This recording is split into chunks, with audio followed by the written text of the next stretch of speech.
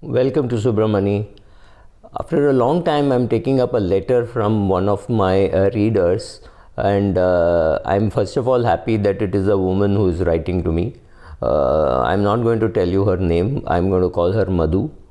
And let me just tell you, I'm Madhu from Bangalore, and I've been reading your books and blogs for a very long time, and just found your YouTube videos. In 4 days, I've seen all your videos. I'm obliged. Thank you. Very happy that you have done it, and very happy. Let me read further. I've read your books in Hindi and English, and helped my financial life.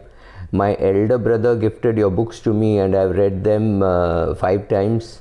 I have also gifted them to my juniors in office, and will give them because it will give them so much knowledge. Happy that you've read it, and very happy that for your elder brother who gave it to you. She is about 35 years of age, so is her husband, and they've come back to India after living in the US. That's quite unnecessary information, but anyway, they have a flat in Bangalore, purchased long ago, about 9 years ago. Both are working in the IT industry, and their household income is more than about 1 crore a year. So obviously they are rich. I wouldn't put them in super rich, but definitely rich, very rich category. And they work in the IT industry, and they have invested in value fund, multi-cap, large cap, mid-cap, small funds, etc. They have 5 SIPs amounting to rupees 3 lakhs per month. That's good. On an average, it means about 60,000 per month. Going ahead, you can even reduce it to 4 and make it 75,000 per month, or whatever suits you. We also have PPF, PF, fixed deposit, sovereign gold bonds, and PS, and obviously bank deposits, and we also keep in post office. I think, Madhu, you can get rid of the post office. You can keep reducing the complexities in your life. Of course, you are very young, you will be able to handle complexities, but post office does not really add much value for you at this age. Maybe it's a good investment for your parents if they're above 60. For you, no, because interacting with the post office is not going to be very easy, and since they have slashed the commissions, the number of agents who are available is also not high. So physically, if you have to go there and stand in the queue and things like that, at your kind of net worth, I would avoid the post office.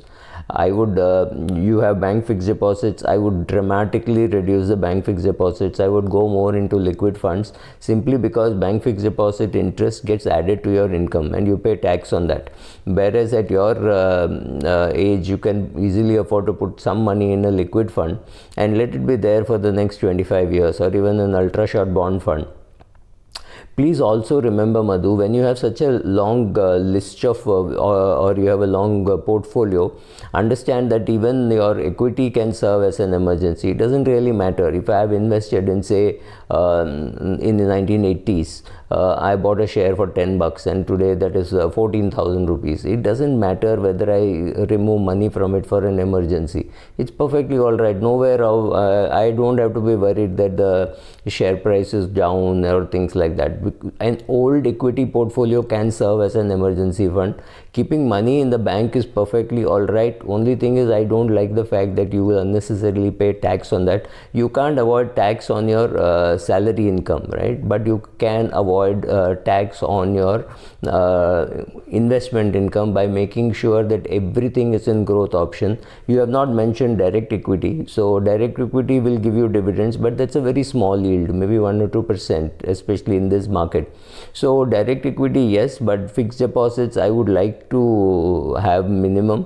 Maybe leave some money in the savings bank account itself. Don't make it into an FD. It's too much of a headache.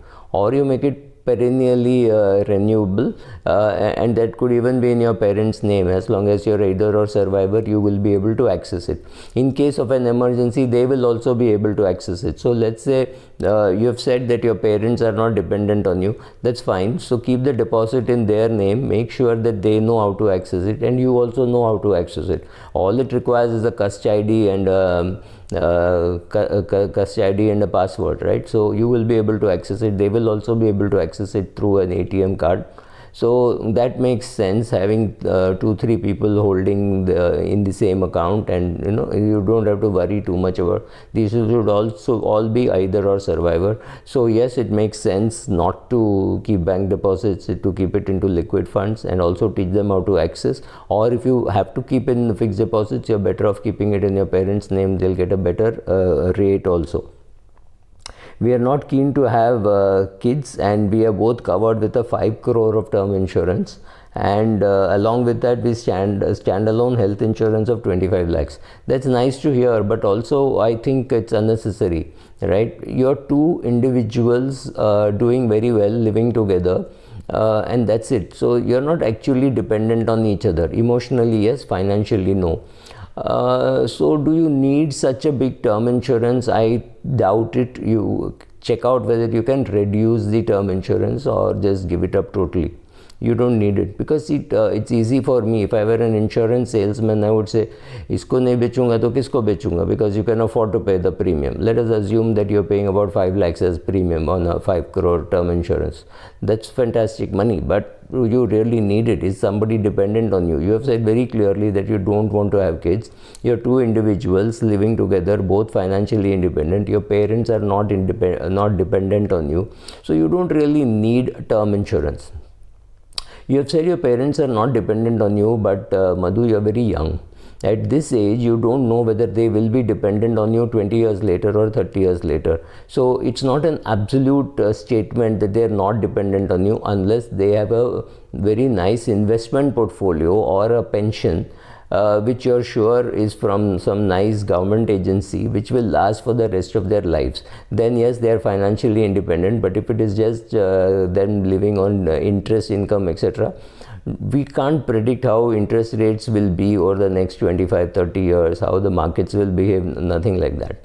When you're just 35, it is likely that your parents will live another 30 years. So you will be 65. Normally people are around 65 when they lose a parent, or lose both parents.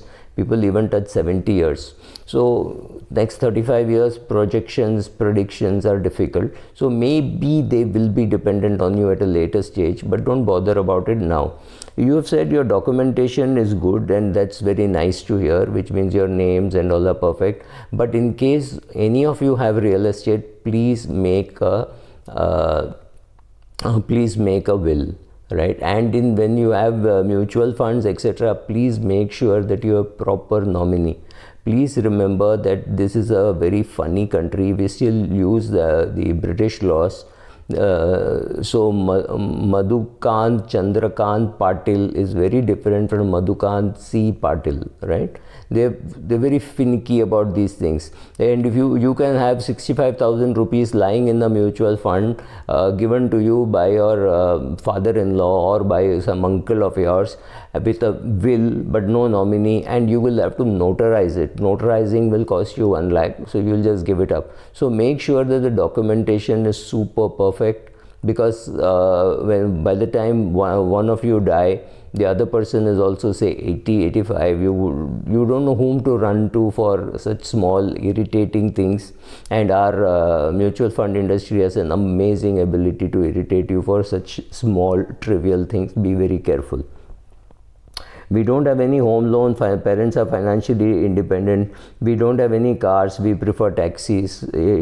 Thumbs up to you. I'm also like that. And based on my situation, do you think we can purchase a villa of 2 crores?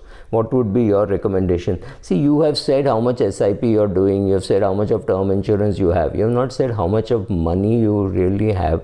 So if you can do a 2 crore purchase with 1 crore 70 of your own money and a 30 lakh loan, the 30 lakh loan is to make sure that HDFC Limited goes through the trouble of finding out your correct owner and all those, doing a documentation check. So it's worthwhile taking a small loan, and that's it. So I don't know that, but from your cash flow and all that, it looks like you can afford it. There is absolutely no question why you can't afford it. And you're saying you're not planning to have kids also. What are you going to do with all this money? You will definitely have to spend it. So don't worry too much about being very, very efficient, but also consider renting, because you rent a place, you may like it, not like it. when you buy a place, you're stuck with it. So rent it, see how it works. Otherwise, you can always come back to your flat. So consider both options. Thank you.